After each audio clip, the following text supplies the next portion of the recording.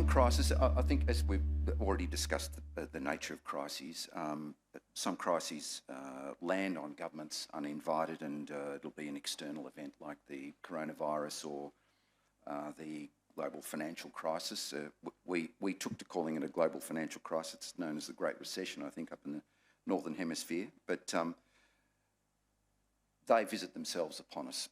The waterfront dispute, the waterfront crisis, is in the other category, and it's actually, I would say, Exhibit A.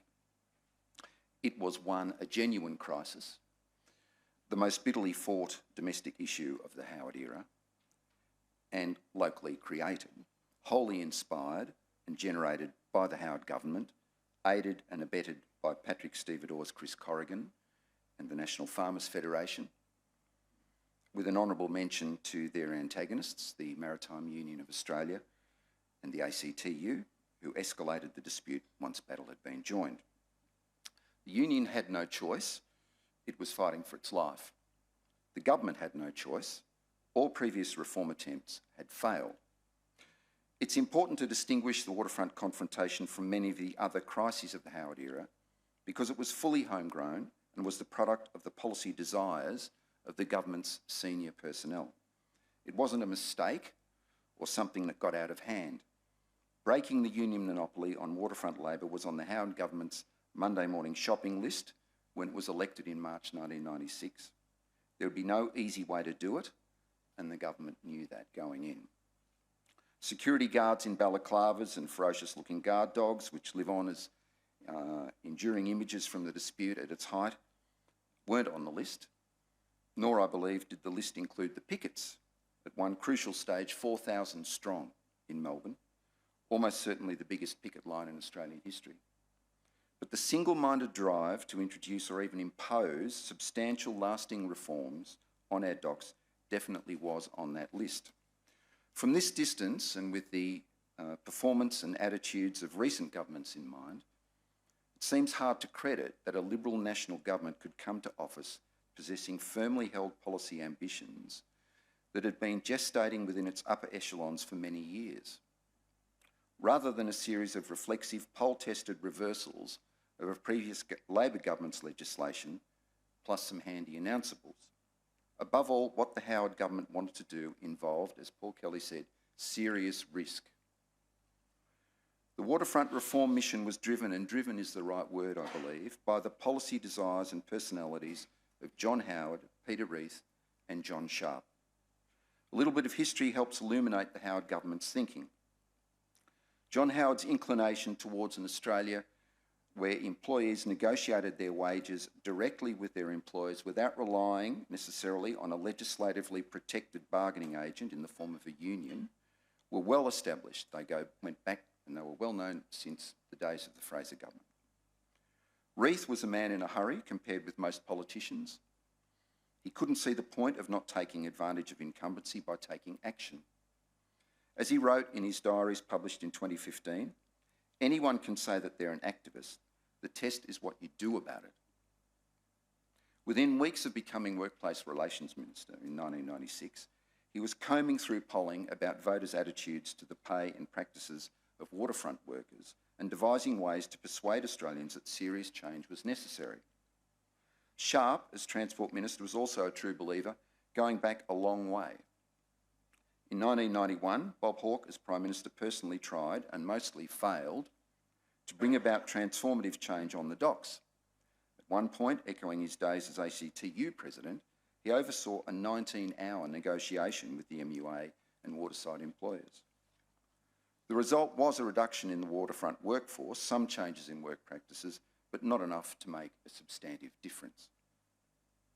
In response to Hawke's deal, Sharp told Parliament this: "At question time today, we have heard the Prime Minister say that he had involved everybody on the waterfront in the negotiations over the past fortnight, and how happy and delighted they were with the deal.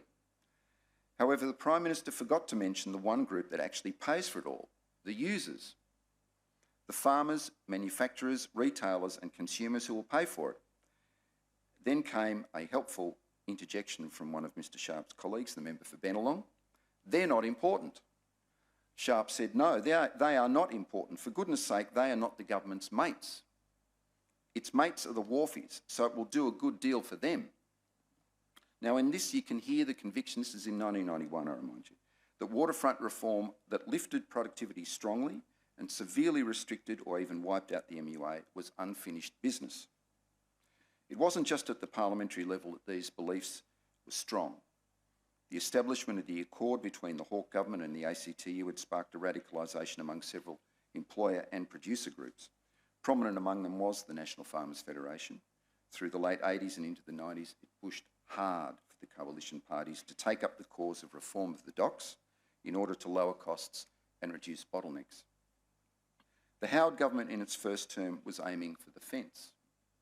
It was acting as an agent of change in order to satisfy important stakeholders and to achieve economic reform goals in which it firmly believed.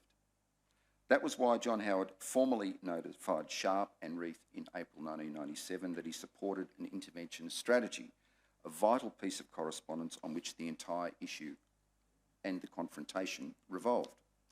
The problem was, as Paul mentioned in his March of Patriots and today, was that the government was not a direct stakeholder in the stevedoring business.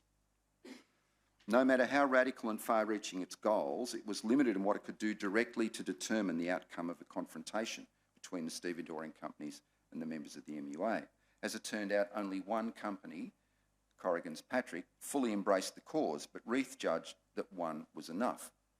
And it was down to Reith by late 1997 because Sharp had to step down as a minister after an expenses scandal in late 1997.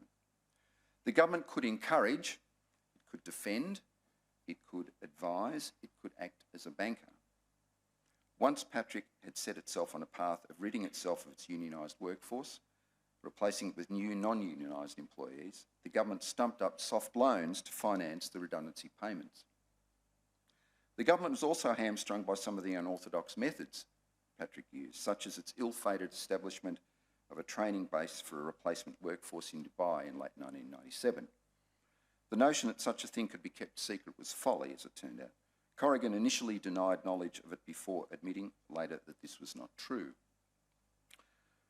The government was inevitably drawn into this web of half-truths. As a key player and the initiator, it needed to know a lot, but how much?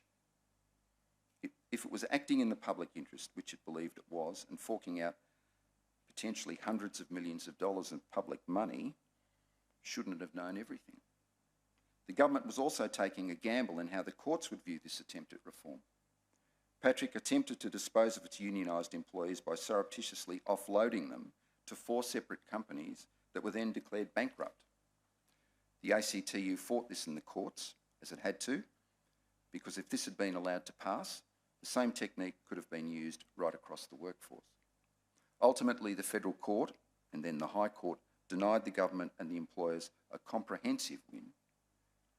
Essentially, the courts called it a draw, allowing the MUA to remain while giving the businesses the opportunity to achieve greater productivity, which is what subsequently took place. The theme of this talk is to ponder the question, efficiency crisis or union bashing? Surely both, but with efficiency crisis out in front of union bashing.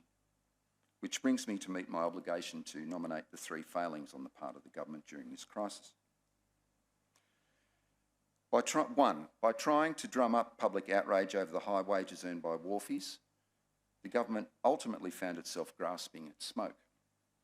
The public campaign against watersiders and their rorts worked initially, but once the dispute reached its zenith, public attitudes switched in favour of them on the time-honoured Australian attitude of good luck to you.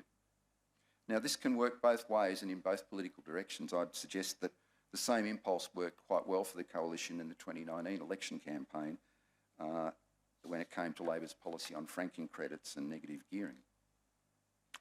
Number 2, the government's resort to spin, such as Peter Reith's office convincing some journalists, but enough to make a difference for a while, that the High Court judgment was a total win and not a split the difference result.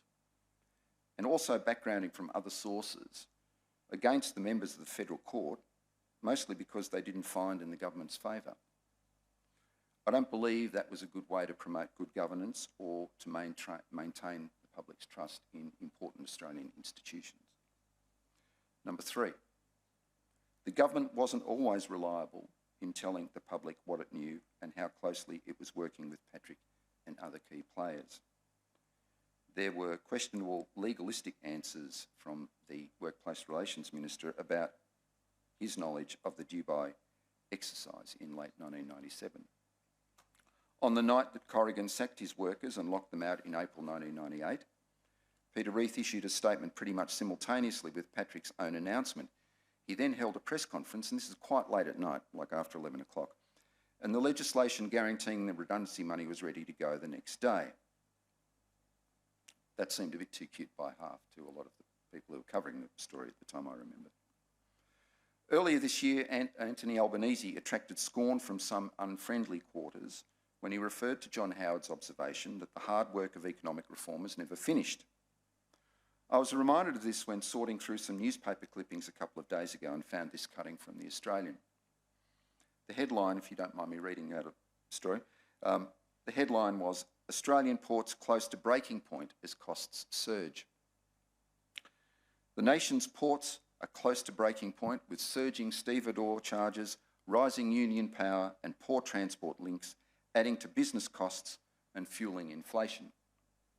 Dozens of the nation's biggest port users, from miners, grain exporters, steel makers and key importers from builders to food producers, have hit out at the dysfunction in ports, which is adding to higher prices and undermining the nation's recovery. Now, I didn't actually have to delve too far back into the archives to find that one. It wasn't published in 1996 or 1997. It appeared just 3 months ago on March 17. So everything old is new again, which is really the secret business of journalism. I'm just letting you in on that secret. So I'm wondering, how are you all placed for another waterfront crisis? Now, I would suggest the new opposition leader, who will be with us soon, might like to add it to his own Monday morning shopping list for 2025, if one of you want to raise it with him, and we'll see what happens 3 years from now. I have some other things I wanted to say about language, how we tend to turn, in my time, certainly problems into issues, and then they become crises, and they're all the same thing, I think, but I'll save that for my paper. Thanks very much.